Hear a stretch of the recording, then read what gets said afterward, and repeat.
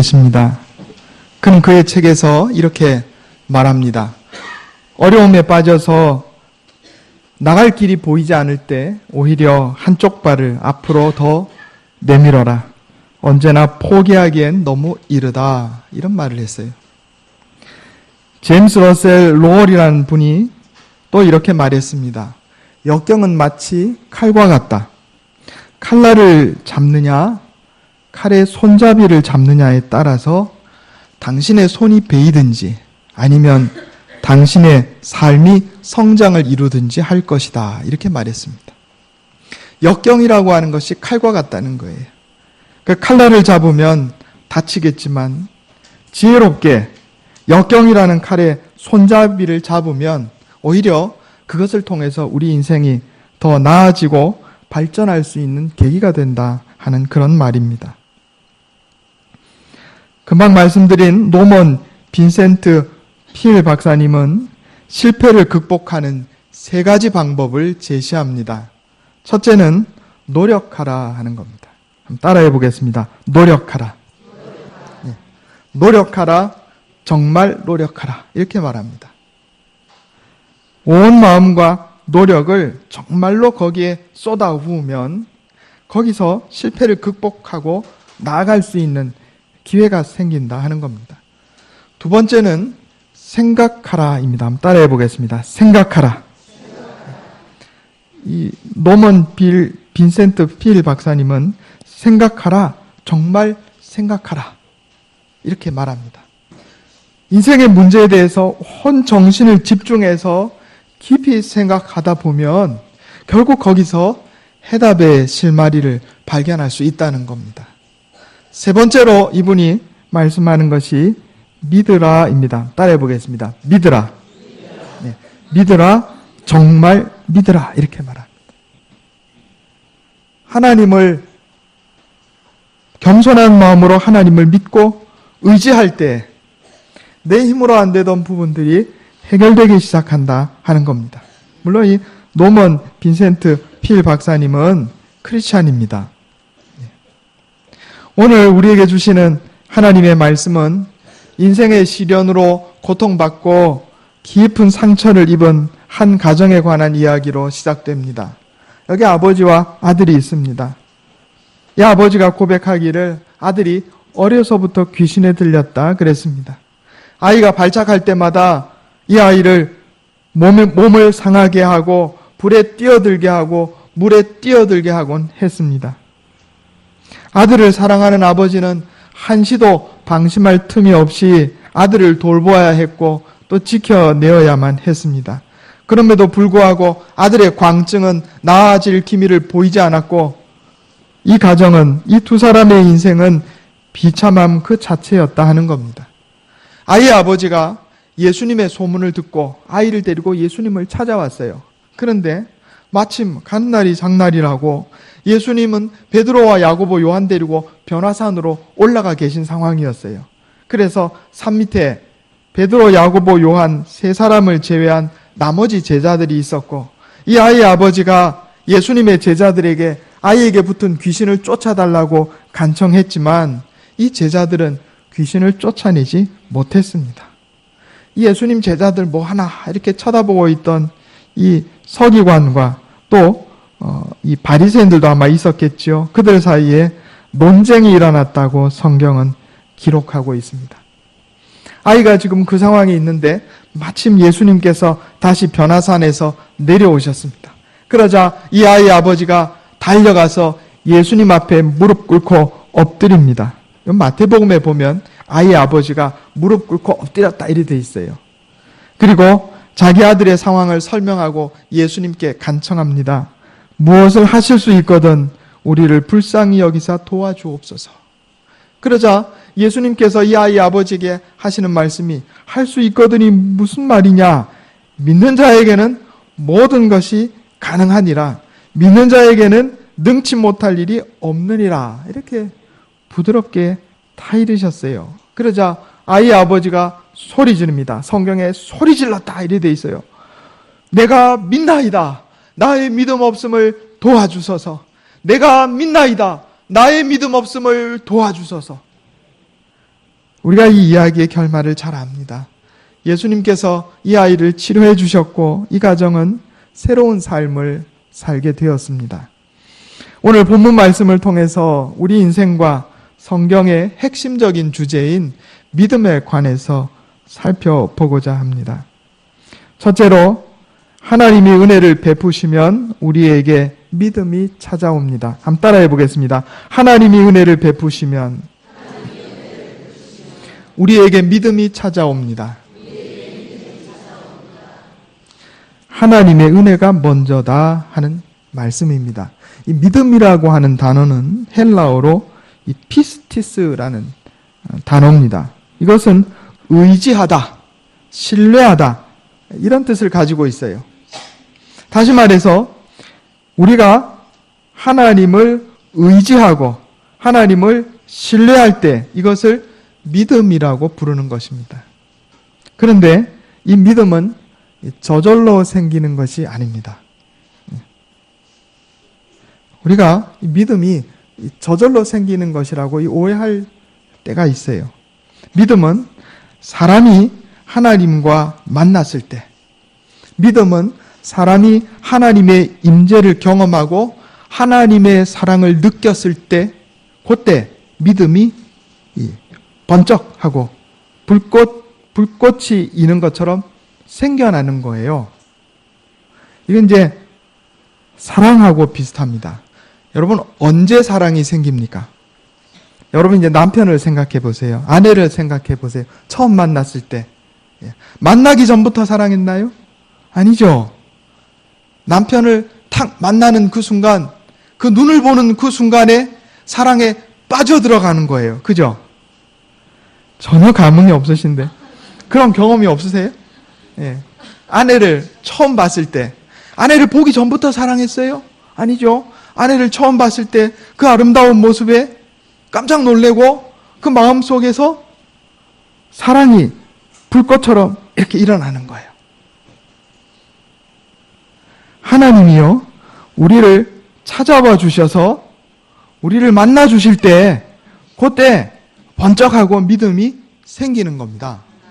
하나님을 만나지도 못했고 하나님의 임재도 경험해 본 적도 없는 사람에게 믿음이라고 하는 것이 생길 수가 없어요. 그래서 믿음은 원래 하나님의 은혜입니다. 저절로 생기는 게 아니에요. 창세기 6장 8절 한번 보겠습니다. 창세기 6장 8절.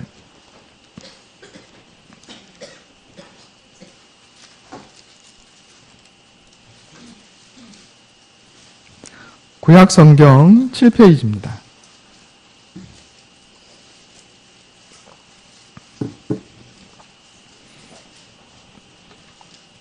창세기 6장 8절, 9절. 같이 한번 읽어보겠습니다. 자, 시작. 그러나 노아는 여호와께 은혜를 입었더라. 이것이 노아의 족보니라. 노아는 의인이요 당대의 완전한 자라. 그는 하나님과 동행하였으며 아멘. 우리가 잘 아는 이야기입니다. 노아의 홍수 때 노아와 그 가족만 살아남았어요. 성경은 노아가 이 홍수 가운데 살아남았던 이유를 그가 당대의 의인이요 완전한 자였고 하나님과 동행했기 때문이라고 설명하고 있습니다. 그런데 바로 이 설명 바로 직전에 노아는 여호와께 은혜를 입었더라 이렇게 말씀합니다. 무슨 얘기예요? 노아가 자기가 잘나서 의인이 된 게 아니란 말입니다. 노아가 자기가 잘나서 완전한 자가 되고 자기가 잘나서 처음부터 하나님과 동행한 것이 아니란 말입니다. 하나님이 노아에게 은혜를 베풀어 주시니까 노아에게 믿음이 생긴 거예요. 그래서 그가 의인이었고 완전한 자였고 하나님과 동행하는 자로 변화된 겁니다. 하나님의 은혜가 먼저고 그리고 노아가 의인이 된 것은 그 다음인 겁니다. 우리가 창세기 12장에 아브라함이 여호와를 믿으니 여호와께서 이를 그의 의로 여기셨다 하는 내용이 창세기 12장에 나와 있는데 여러분 아브라함 이야기 대부분 다 아실 겁니다. 하나님께서 아브라함을 믿음의 조상으로 세워주셨어요. 그리고 아브라함이 하나님을 믿을 때 하나님께서 그것을 아브라함의 의로 여기셨다. 이렇게 성경은 기록합니다. 그런데 여러분, 아브라함이 원래부터 그랬던 것이 아니란 말입니다. 창세기 12장에 보면 하나님께서 아브라함에게 먼저 찾아오십니다. 아브라함이 선을 행하고 하나님께 간구한 게 없어요. 하나님이 먼저 찾아오세요. 그리고 말씀합니다. 너는 너의 고향과 친척과 아버지의 집을 떠나 내가 내게 보여줄 땅으로 가라. 내가 너로 큰 민족을 이루고 내게 복을 주어 내 이름을 창대하게 하리니 너는 복이 될지라. 너를 축복하는 자에게 내가 복을 내리고 너를 저주하는 자에게 내가 저주하리니. 먼저 하나님께서 아브라함에게 찾아오셨고, 아브라함은 바로 그 하나님과 만나는 순간에, 하나님의 말씀을 듣는 순간에 그 마음속에서 믿음이 싹 텄던 겁니다. 모세의 예를 볼까요? 여러분, 모세가 광야에서 양치기로서 고난의 40년의 세월을 보냈습니다. 나이가 80이 되어서 아무 소망도 없을 때 하나님께서 호렙산에서 떨기나무 가운데 나타나셨는데 불 붙는 모양으로 나타나셨어요. 모세가 보니까 분명히 저 나무에 불이 붙었는데 나무가 더 이상 타지도 않고 계속해서 불이 있는 거예요. 그래서 그 불붙은 떨기나무 앞에 갔을 때 하나님께서 모세를 부르셨단 말입니다. 모세는 하나님과 만난 다음에 그 마음에 믿음이 싹 텄던 겁니다. 하나님의 은혜가 먼저입니다. 요한복음 4장을 보면 사마리아의 수가성 여인이 예수님을 뵙고 믿음을 얻는 장면이 나옵니다. 여기도 마찬가지예요. 예수님께서 먼저 여인에게 다가가셔서 내게 물 한 컵 따오 이렇게 말씀하셨어요. 그러자 여인이 당신은 유대인이고 남자인데 어째 나보고 물 달라 하십니까? 그러니까 예수님께서 네가 내가 누군 줄 알았다면 나에게 물을 달라 하였을 것이다. 내가 너에게 주는 물은 그 속에서 영생하도록 솟아나는 샘물이 되리라. 이러니까 이 여인이 예수님을 향해서 내가 보니 당신은 선지자입니다. 이렇게 말해요. 예수님께서 이 여인에게 남편이 5 있었던 사실을 말씀하시자 그는 예수님을 믿게 됩니다. 여인이 먼저 예수님을 믿은 것이 아니고 예수님이 먼저 여인을 찾아오신 거예요. 그리고 이 수가성 여인이 마을 사람들에게 달려가서 예수님에 대해서 전합니다. 그들은 이 여인의 말을 듣고 믿었다 그랬어요. 그런데 마을 사람들이 예수님께 다가와서 직접 예수님을 뵙고 나서 이렇게 말합니다. 요한복음 4장 42절에 그 여자에게 말하되 이제 우리가 믿는 것은 내 말로 인함이 아니니 이는 우리가 친히 듣고 그가 참으로 세상의 구주신 줄 알미라 하였더라. 아멘. 저와 여러분을 우리 구남교회로 인도하신 것은 하나님의 은혜입니다. 여러분, 하나님 앞에 나와서 예배드릴 때 하나님의 임재를 체험하게 됩니다. 하나님의 사랑을 느끼게 되는 거예요. 그리고 그때 우리 마음속에서 마치 불씨가 타오르는 것처럼 믿음이 생기는 겁니다. 믿음은 하나님이 주시는 거예요. 그래서 그러면 어떻게 해야 되느냐? 믿음은요, 내가 만들어내는 것도 아니고, 믿음은 내가 스스로 창조해내는 것도 아니고, 믿음은 하나님께서 주시는 것인데, 그러면 나는 어떻게 해야 되느냐? 믿음은 붙드는 겁니다. 한번 따라해 보겠습니다. 믿음은 붙드는 것입니다. 마음속에 믿음의 불꽃이 타올랐을 때 요거를 붙잡아야 합니다. 다시 여러분 결혼하기 전에 연애하던 시절로 한번 돌아가 보시기 바랍니다. 아내와 남편을 만났을 때 내 마음속에 이 남자다, 이 여자다 하는 마음이 들었어요. 이거 불꽃이에요. 사랑의 불꽃. 그죠? 그 다음에 어떻게 해요? 전화번호 가르쳐달라고 하는 거죠. 붙잡아야죠. 그걸로 끝내면 그걸로 그냥 끝나는 거예요. 그렇잖아요. 마음에 드는 아름다운 여성을 만났어요. 내 마음속에서 불꽃이 타올랐어요. 너무 예쁘다. 저 사람과 사귀고 싶다. 그러고 끝내면 아무것도 아닌 게 되는 겁니다. 다가가서 우리 커피 한잔 합시다. 대화를 나누는 가운데 그 사랑이 더욱더 깊어지고 그 불꽃이 더욱더 활활 타오르고 그리고 우리 다음에 또 만납시다. 이래가지고 사랑이 커지는 거예요. 믿음도 비슷합니다. 여러분. 믿음은요, 붙잡는 거예요. 성경에 이 마가복음, 그냥 여러분 듣기만 하세요. 마가복음 4장 40절에 보면 예수님께서 이 갈릴리 호숫가에서 이 폭풍을 칠 때 무서워하니까 예수님이 제자들에게 이렇게 말씀합니다. 어찌하여 이렇게 무서워하느냐? 너희가 어찌 믿음이 없느냐? 이렇게 말씀하셨어요. 그런데 이 너희가 어찌 믿음이 없느냐 할 때 여기 원래 기록된 용어가 뭐냐면은 헬라어로 엑세테 피스틴이라고 하는 용어입니다. 여기 피스틴은 영어로 하면 faith예요. 믿음. 근데 엑세테라는 말이 뭐냐면 붙잡다 이런 뜻입니다. 제가 이걸 몰랐는데 원어로 성경을 이렇게 보니까 제가 좀 깜짝 놀랐어요. 아, 믿음이라고 하는 단어 앞에 붙잡는다는 단어가 계속 붙어 있는 걸 제가 발견을 했습니다. 마가복음 11장 22절에 예수께서 그들에게 대답하여 이르시되 하나님을 믿으라. 이거를 헬라어로 원문으로 직접 보면 믿음을 붙잡으라 이래 돼 있어요. 믿음을 붙잡으라. 또 마태복음 17장 20절에 보면 오늘 본문하고 병행되는 본문입니다. 너희에게 믿음이 겨자씨 하나만큼만 있어도 이 산을 명하여 여기서 저기로 옮겨지라 하면 옮겨질 것이요. 이걸 원어를 그대로 풀면 너희가 겨자씨 하나만큼의 믿음을 붙잡았더라면 이래 돼 있어요.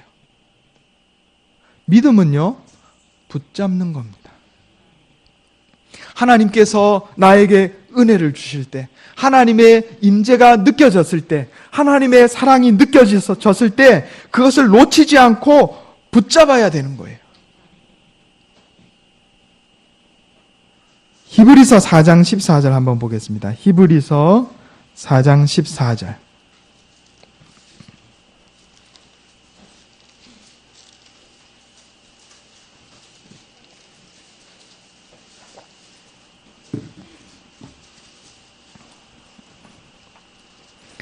신약성경 356페이지입니다. 히브리서 4장 14절 같이 읽겠습니다. 시작. 그러므로 우리에게 큰 대제사장이 계시니 승천하시니 곧 하나님의 아들 예수시라. 우리가 믿는 도리를 굳게 잡을지어다. 아멘. 믿는 도리를 어떻게 하라고요? 굳게 잡을지어다. 여기는 크라토멘이라는 단어가 사용되는데 이것은 움켜쥐다 이런 뜻입니다. 움켜쥐다.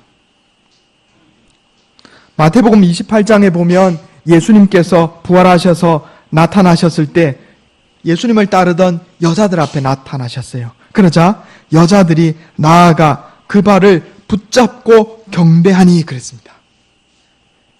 여기서 붙잡고 할 때 같은 단어가 사용됐어요. 크라토멘, 움켜쥐고. 믿음은요, 움켜쥐는 거예요. 붙잡는 거예요. 하나님의 은혜를 체험했을 때, 하나님의 사랑을 느꼈을 때, 예수님을 영적으로 배웠을 때 그 발을 움켜쥐는 거예요. 그 발을 붙잡는 겁니다. 귀신 들린 아들을 둔 아버지는 예수님을 만났습니다. 예수님을 뵙고 그분에게 매료되었어요. 그래서 그의 마음속에 최초의 믿음의 불씨가 타올랐을 때 예수님을 향해 소리칩니다. 내가 믿나이다. 나의 믿음 없는 것을 도와주소서. 이게 붙잡는 거예요. 이게 붙잡는 거예요. 제가 초등학교 2학년 때 교회를 처음 나갔는데 저를 인도한 친구가 문성민이라고 하는 친구입니다. 이 친구가 저를 교회를 데리고 갔어요. 영락교회 데리고 갔어요. 그런데 초등학교 2학년 어린 나이에 교회를 몇 번 나가니까 어렴풋이 하나님이 느껴지는 거예요. 그때부터 목사가 될 자질이 있었던 것 같아요. 그런데 그때 제가 무슨 기도를 하나님 앞에 드렸냐면 하나님, 내게 믿음을 주세요. 그랬어요. 그게 지금도 기억나는 거 보면 꽤 간절하게 기도했던 것 같아요. 여러분, 초등학교 2학년짜리가 그런 기도할 수 있다는 게 믿어지십니까? 아니요, 그런 기도할 수 있어요. 우리가 교회 학교에서 아동부 아이들을 가르칠 때 이 아이도 충분히 그런 기도할 수 있다는 생각을 해야 되는 겁니다. 아이들이라고 아무 생각 없는 게 아니에요. 제가 초등학교 2학년 때 하나님이 느껴졌을 때, 뭔지 모르는 하나님이란 존재가 느껴졌을 때, 주님, 내게 믿음이 없습니다. 내게 믿음 주세요. 그게요, 믿음을 붙잡은 거예요. 예수님 발을 붙잡은 거예요, 그게. 하나님께서 그 기도를 들어주셨단 말입니다.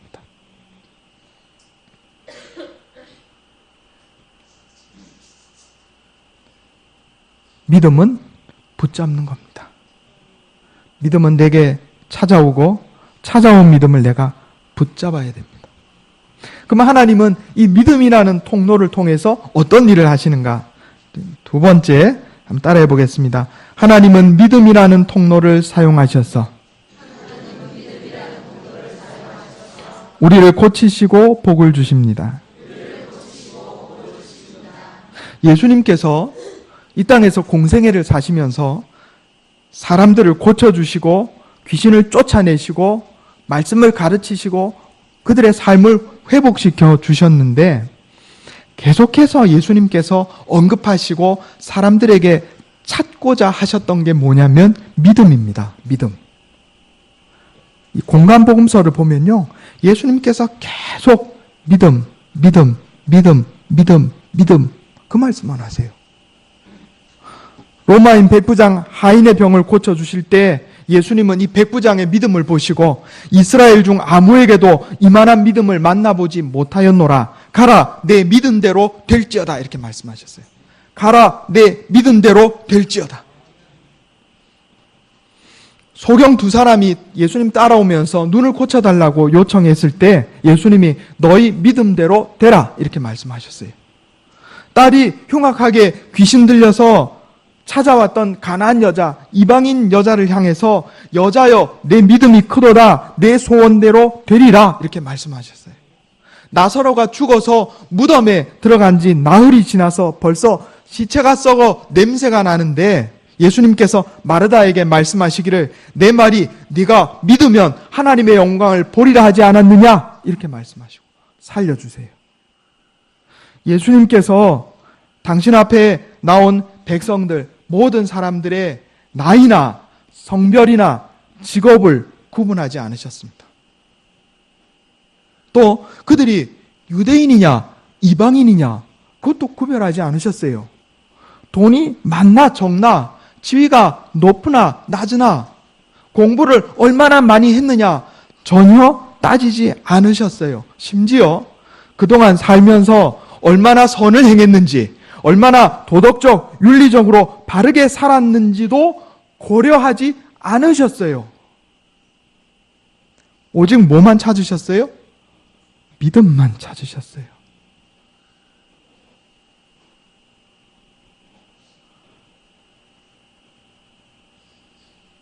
저는 이 하나님의 말씀을 새롭게 다시 읽으면서 제가 하나님 앞에 많이 회개했어요. 눈물을 흘리면서 회개했어요. 예수님께서 우리에게 오셔서 은혜를 베푸실 때, 우리를 고치시고 우리를 회복시키시고 우리에게 복을 주실 때 남녀 성별도 따지지 않으시고, 나이가 많냐 적냐도 따지지 않으시고, 공부를 얼마나 했느냐도, 돈이 많냐 적냐도 따지지 않으시고, 심지어 얼마나 선하게 살았느냐, 얼마나 도덕적 윤리적으로 바르게 살았느냐도 전혀 고려하지 않으셨습니다. 오직 믿음만 찾으셨어요. 그리고 그에게서 믿음이 보이면, 그가 예수님을 뵙고 믿음을 붙잡았다면, 그가 창녀이든지 그가 세리든지 그가 이방인이든지 전혀 개의치 않으시고 그를 고쳐주시고 회복시켜주시고 복을 주셨습니다. 우리에게도 마찬가지입니다. 여러분, 믿음을 붙잡으시기 바랍니다. 하나님은 우리에게 믿음 외에 그 어떤 것도 요구하지 않으셨습니다. 믿음이라고 하는 것은 하나님을 의지하고 하나님을 신뢰하는 마음입니다. 내가 가진 것이 아무것도 없습니다. 하나님, 내겐 힘도 없습니다. 그러나 내가 주님을 의지합니다. 주님을 신뢰합니다. 나를 고쳐주옵소서. 주여, 나의 믿음 없음을 도와주소서. 주여, 내 인생에 오셔서 나를 고쳐주시옵소서 하고 기도할 때, 믿음을 붙잡을 때 하나님께서 역사하십니다.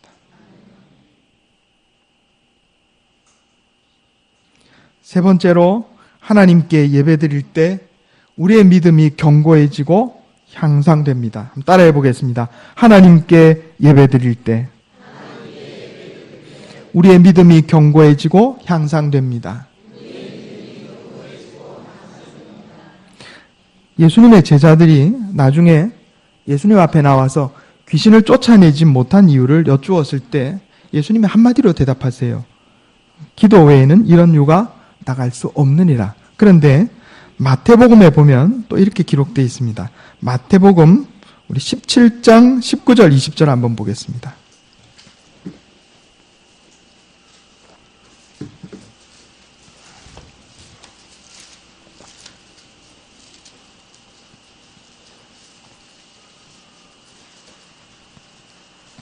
신약성경 29페이지입니다. 마태복음 17장 19절 20절 같이 한번 읽겠습니다. 시작. 이때 제자들이 조용히 예수께 나와 이르되 우리는 어찌하여 쫓아내지 못하였나이까? 이르시되 너희 믿음이 작은 까닭이니라. 진실로 너에게 이르노니 만일 너에게 믿음이 겨자씨 한 알만큼만 있어도 이 산을 명하여 여기서 저기로 옮겨지라 하면 옮겨질 것이요 또 너희가 못할 것이 없으리라. 아멘. 제가 금방 말씀드렸죠. 믿음이 겨자씨 한 알만큼만 있어도, 이거 헬라어 원어로 보면 너희가 겨자씨 한 알만큼의 믿음을 붙잡았더라면. 마가복음과 마태복음을 종합해 보면 예수님께서 제자들에게 이렇게 말씀하신 거예요. 너희 믿음이 작아서 귀신을 쫓아내지 못한 것이다. 기도하지 않으니 믿음을 붙잡을 수도 없고 믿음이 성장하지도 않지 않느냐. 또 어떤 사본에는 기도와 금식 외에는 이런 유가 나갈 수 없느니라 그래 돼 있어요. 기도든 금식이든 이것은 다 하나님께 예배드리는 예배 행위입니다. 우리가 하나님의 임재를 자주 경험할수록, 우리가 하나님의 임재를 깊이 경험할수록 우리의 믿음은 더욱 견고해지고 향상되는 겁니다. 제자들의 사역에 하나님의 능력이 나타나지 않았던 것은 그들이 믿음을 붙잡지 않았기 때문이요. 겨자씨 한 알만큼도 붙잡지 않았기 때문이요. 그들이 하나님 앞에 기도하지도 않고 예배드리지도 않았기 때문에 그 겨자씨 한 알만큼의 믿음도 붙잡을 수 없었기 때문입니다. 그래서 능력이 나타나지 않았던 거예요. 우리 인생 문제의 해결은 비록 최선을 다한다 해도 내 힘만으로 되는 것은 아닙니다. 처음에 말씀드렸던 노먼 빈센트 필의 인생 문제 해결 방법 3가지 기억나세요? 첫째 뭐라고 그랬어요? 노력하라. 둘째 뭐라고 그랬어요? 생각하라. 셋째 뭐예요? 믿으라. 예수님 제자들이 여기서 2가지는 했어요. 뭐 했어요? 노력했어요. 귀신 쫓으려고 노력했어요. 또 뭐 했어요? 생각도 했어요. 왜 안 나가는 거지 귀신이? 깊이 생각했어요.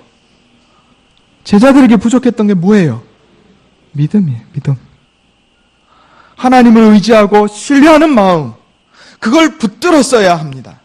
그런데 노력도 하고 생각도 했지만 믿음이 없었어요.